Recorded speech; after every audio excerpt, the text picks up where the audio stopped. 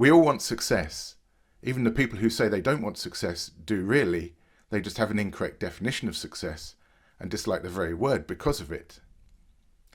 Knowing where we want to go is crucial to getting there, as is knowing if our motivation is true. So having a correct definition of success already takes care of the what and the why. The only thing that's left is the how. So you're already 2/3 of the way there. So with that in mind, here are 7 great ways to redefine success.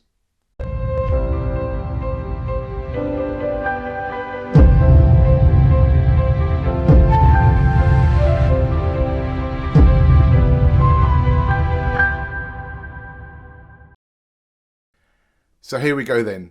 7 great ways to redefine success. And the first one is breaking free of strict conventional definitions of success. And we can have a look at a binary table there, the kissing consciousness binary with love consciousness and fear consciousness. They represent self-acceptance and self-constriction or self-judgment. And so in the one case you have choice under love consciousness, and under the other you have the illusion of choice. When we're operating under fear consciousness or self-judgment, we're not actually operating from choice, it's just an illusion of choice. So it's important to recognize that we can opt out of society's definition of success for us, either in part or in whole. And this goes along with the idea that we judge the quality of people's lives from the outside, and that really gives us a misleading picture. Here's what I wrote about success on page 102 of the Kissing Consciousness Handbook. Just as we might not want to get caught into doing compromise at a consciousness level, so too we might not want to get caught into the trap of pursuing success as defined at the behavioural level. Maybe we join the golf club, or put children into boarding school, or have a certain style look, not because it's fulfilling to us, but because that's what we've been told success looks like, or because we think that's what successful people do. Buying into a New Age community's idea of what success looks like can be equally unfulfilling, frustrating, and frustration of your true self, if done for the approval of that group. To avoid this banana skin, we want our behaviour to emanate from love consciousness, from our choice.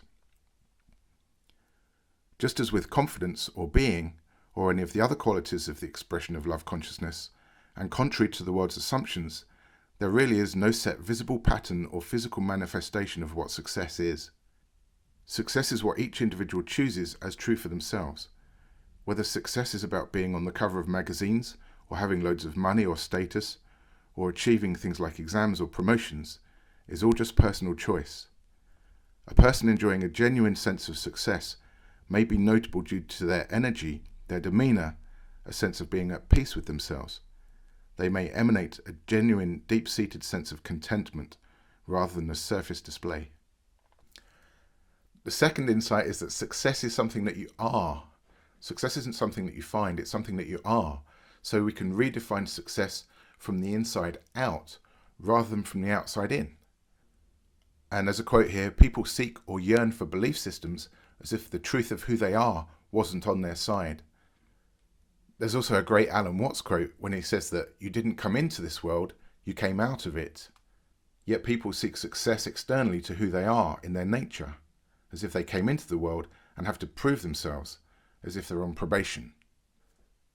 So you can really get a sense of success being something that you are, comes from the inside, and just allow that to find its expression rather than having external definitions where we have to go and make sure we measure up to this and measure up to that. We can forget all of that and just come from the inside out and remove the negatives, remove the self-judgments from who we are, and just allow that to take care of itself. And I think you'll find that that will lead to a much more fulfilling definition of success. The third approach is heart over head. So quite often we get into our heads about what our success should look like. This can kind of be a knock-on from the first two areas where we're defining success externally and we pick up the judgments of society. But once we've put those down, we can still also get caught into our heads of things that are going to please or pacify our egos as if we succeed in achieving them. The trouble with that is, well, 2 troubles. First of all, as soon as you pacify the ego because you've succeeded in achieving something, it's going to replace that immediately. So you're always on that conveyor belt. But the second is, it might not necessarily be what's true to your heart. And if you've, no doubt you have experienced something where you haven't been able to fulfill what's true to your heart, and of course, then for you will know how important it is to prioritize that. So if we tune into that now, if we get out of our heads, what does your heart want for your relationships? What does your heart want for your body? What does your heart want for what you want to do with your job or vocation, or how you achieve prosperity in life? All these things we can ignore the mind and get quiet to what it is that's really in here, what it is we really want. And that also may be a way that we can find success much more fulfilling. The fourth way to redefine success is that relationships which end aren't necessarily failures.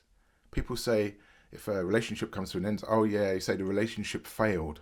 Well, maybe it did, but to automatically assume that it qualifies as a failure because it ended is to miss the reality of the situation. Furthermore, if you think several hundred years ago when we first started the idea of marriage, it was something that was only supposed to last 7 years. So it's a bit of a strange thing if people live successfully or happily for 30, 40, 50 years together and then somebody calls it a failure just because it happens to end. But even if something lasts for a week, a month, a year, 2 years, 5 years, that can still be a successful relationship if the people are being true to themselves in the moments of that time. It obviously, whether it ended or not, if it ended, it served a purpose. So if it was true, there's still a validity test there. It might have been rubbish. It might be false self. You might have been doing it because you felt you had to rather than because you wanted to. But otherwise, it's perfectly possible for it to be a successful time. The fact that it came to an end doesn't necessarily need to mean anything with regard to failure. So we can redefine success that way. The fifth insight is that being single doesn't necessarily have to automatically score 0 out of 10. So if I share, let's take a really crass way of looking at life. We're going to score each part of our lives from 0 to 10. So again, this is crass. So we're going to measure our prosperity by literally looking at how much money we've got. And if we've got hundreds of thousands of pounds, we're going to give that a 9 out of 10. And if we've got no money, we call that a 1 or a 0 out of 10. And we'll do the same with our body. This is crass again. So it's a crass example. So we're going to weigh ourselves and score ourselves out of 10 accordingly. Well, there's kind of a way of people assess relationships where they understand that good relationships might score high, 6, 7, 8, 9 out of 10, and poor relationships might be 4, 5, 4, 3, 2, even a 1. But because people think that way, there's also sometimes, not always, but sometimes an assumption that if people are single, then they're scoring 0 out of 10 at relationships. And this is misunderstanding for a whole lot of reasons. First of all, for it to be genuine success, you want to be measuring whether you're being true to yourself, operating from love consciousness rather than from fear consciousness, where you're doing things out of self-judgment and self-constriction. So you could be scoring really high at relationships if you're single. If you're declining a lot of bad relationships, that's a smart thing to do. Another thing is that you might also be learning how to interact with people. We don't always just have one main relationship. We're interacting with people all the time in social, in business, all kinds of environments.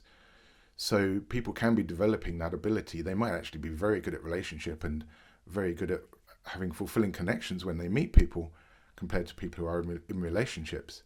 So we don't want to be measuring that as a 0.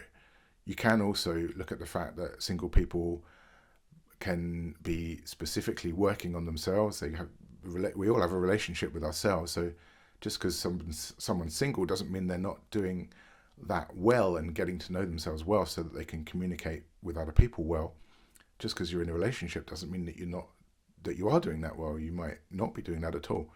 So the idea that single people score 0 out of 10 at relationships needs to be put away, slam dunked out of here. The sixth insight is all about redefining aging and life after 40, 50, 60, 70, 80.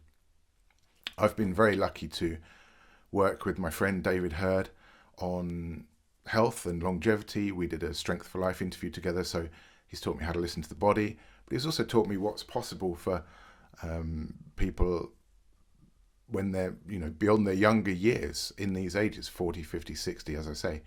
And what I've started to notice is that when we were kids, people who were 60, 65, 70, they all tended to look alike. And yet when we look at society nowadays, that is not the case. There's a whole different kind of spectrum going on. You've got people who are 30 who look like they're 70. You've got people who are 80 who are just as mobile as they were when they were 25. There's all kinds of ways that those assumptions about aging and how people are being distorted because of lifestyle, frankly. The things we eat, the quality of our sleep, whether we move our bodies and have any types of exercise, plus a whole world of detail that comes in after that. So I want to be responsible about that and say that there are other factors. Not everybody is going to be able to hear this and go, oh, okay, I can just change some things and bam, because there are all kinds of other health realities that I understand people have to deal with. But there is a way to redefine what optimal health looks like in the later decades, which is simply based on reality and observing the fact that people are getting different kinds of results depending on whether they care to consider lifestyle and put some focus into that, or to whether they don't. So at this point, I'm simply saying that that's there. Peter Ragnar is another gentleman I've spoken to who's very well known for his longevity wisdom. As I mentioned, David Hurd as well. So these are guys in their sort of late 70s and 80s who are still living life to the full. Saw David a year ago. He was running Sportability, motorwaying up and down the country, running events for his charity. And we have to ask ourselves the questions: when we get to these years, what kind of quality of life do we want to have? And so I'd hate to think that people are assuming that the quality of life they have there has to be a certain way, without being aware of the reality of how much we can actually impact what's going on there.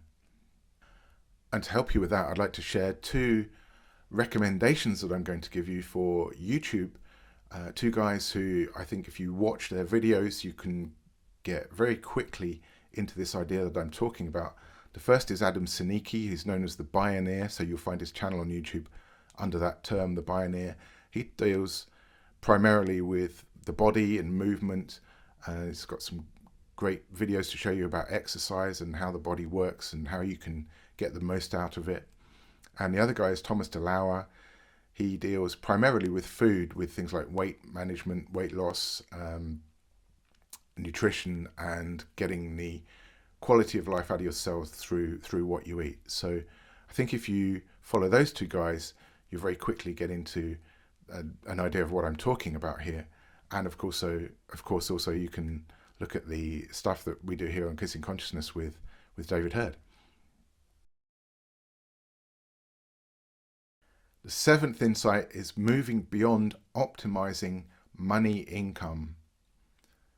For starters, money is a means to an end rather than an end in itself. So if we're smart, then the goal is quality of life, and we optimize the level of income that we want to achieve according to how that serves quality of life. If you look at some people, they get to 1 million, 5 million, 10 million, and as if their brains can't think of anything more original to do than just get from 10 million to 11 million, or 12 million to 13 million, or even at lower levels, just from 300,000 a year to 400,000 a year to 500,000 a year. But that's not really smart, is it? We know it's not. We know that it makes more sense to integrate that. I wasn't going to say balance. I prefer to with the word integrate that with the rest of our lives. So how does that affect our health? how does it affect our relationships? If we're spending all our time at the office, we're not going to be getting the most out of our potential quality of life because we're just focusing on one area rather than seeing how that affects all the others. You also want to be looking at disposable income rather than what your main amount of money in is, because if you're earning £5 more than someone else, but you're spending 10 grand because it's so miserable, you have to cheer yourself up with restaurant meals or clothes or whatever it is that you're buying. That's probably not going to be the best way or the wisest way to optimize your focus on your income, of how much you think is the best amount of income for you. So it's about optimizing happiness and quality of life rather than income and your income level. What gets quality of life? What's going to get you quality of life? That's a great question to be asking. And in addition to that, we can also do what I call declining unconscious money. So this is again the idea that money is everything. So if we get an opportunity to earn some money or gain some money somewhere, the kind of like an unwritten, unspoken theory that we should always be saying yes to that because money in is a good thing. But actually, money in isn't always a good thing. We need to be wise enough to assess when we are offered an opportunity where what we're going to be giving or sharing or doing in response for getting that money isn't worth it. So if it's not worth it, but we say yes to it anyway because we have an idea that it's always good to get in as much money as we can, even if it drains us beyond earning potential, then that's saying yes to unconscious money. It's actually going to make us poorer rather than richer overall because it's not in our best interests. So that's why I call that declining unconscious money. And I have a bonus insight to share with you, which is measuring success in the 4 quadrants. Now, you may or may not know that the Kissing Consciousness logo, the 4 elements of it, is based on Ken Wilber's integral AQUAL 4 quadrants. And roughly, I redefine these as the mind, the body, relationships, and prosperity. They're just my rough interpretations of the 4 quadrants.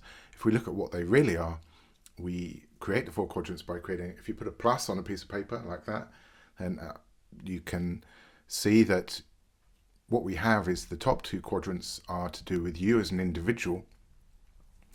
One is your physical body, and the other is your non-physical. So that's your mind and anything that's going on in your conscious and awareness, your thoughts and such like. And then we have the collective also in the physical and the non-physical. So in the non-physical, we're talking about culture. More specifically in your family, you'll be talking about relationships. And in the physical collective, we're talking about social systems. And that's why I kind of focus primarily on that as prosperity, because that's more relevant to the sort of personal development industry. What's interesting to note about these is that because the right-hand quadrants, the body and society, are physical things, they can be measured empirically. So it's kind of quite easy to do that. You can measure how much money you have in your bank account. You can weigh yourself to know how much your body weighs, and actually there are loads of other tests you can do. You can find out what your blood oxygen level is, arterial elasticity, all kind of things that you can measure empirically, objectively about these 2 right-hand quadrants. You can, if you're in a home, you can measure the dimensions of it, how long and wide it is, how big the garden is, all those kind of things are physically, empirically measurable.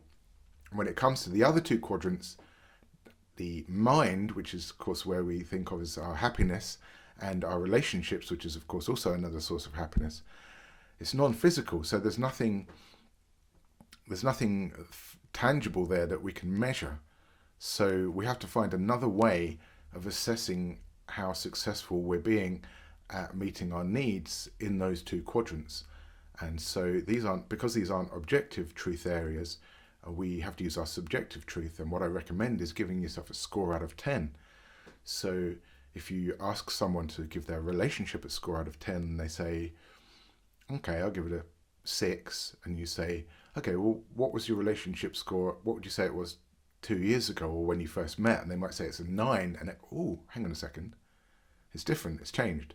So you do the same for your happiness. So give yourself a score out of 10 for how happy you feel you are, and also if you do that over time, you can see if it's going up or down. So you might want to assess if some healing work that you've done has changed your mood any, and that's a great way to do it, because there's no meaning can be found in the right hand quadrants, the physical quadrants. There's just stuff, you can weigh it. It just gives you facts about how much it weighs or the various other physical aspects, but meaning is found in the left hand quadrants, in the subjective truth of your mind and in the intersubjective truth of relationships.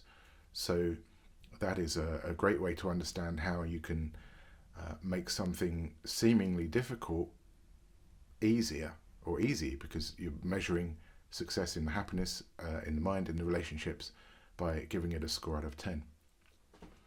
And what you can also do is then do the same for the right hand quadrants, because you might empirically measure your weight as being a certain number, or your bank account as being a certain number, and they might be good numbers, let's say, that represent what in theory should be good for you. But then if you additionally give yourself a subjective score for how happy you are about those situations, about your body, about your income or prosperity, and if you find that the numbers are different, then you might find that the assumptions that you make about what your body should be, about what your income should be, is different to where you'd like it to be. So that might also bring some insights for you, so you can see where you might like to make some changes. So to summarize then, 1 is breaking free beyond strict conventional definitions of success. 2 is that success is something that you are. 3 is success as heart over head. 4 is relationships which end aren't necessarily failures. 5 is that being single doesn't automatically score 0 out of 10. 6 is redefining aging and life after 40, 50, 60, 70, 80. 7 is beyond optimizing money income. And 8 is measuring success in the 4 quadrants. I hope that was helpful for you. If it was, I'd love to hear from you in the comments below. If you'd like to share about how a particular insight there helped you to break through, perhaps in your perceptions or what you are choosing, that would be great to hear about that. And something that may also be able to help is I'd like to invite you to get the first 2 chapters of the Kissing Consciousness Handbook absolutely free. You can get that right now at kissingconsciousness.com/chapters. And that's really going to follow up on what we've talked about today, because the book is basically a big book about success and being true to yourself and how to achieve that. So that's really going to get you into that in a great way. You can also get the book in its entirety, of course, at kissingconsciousness.com/book. Or if you're a Kindle reader, you can get it at kissingconsciousness.com/chapters.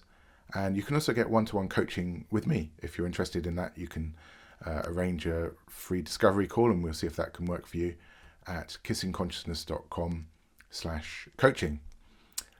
So good luck with all of that. Thanks for the likes and the subscribes, and I'll see you next time.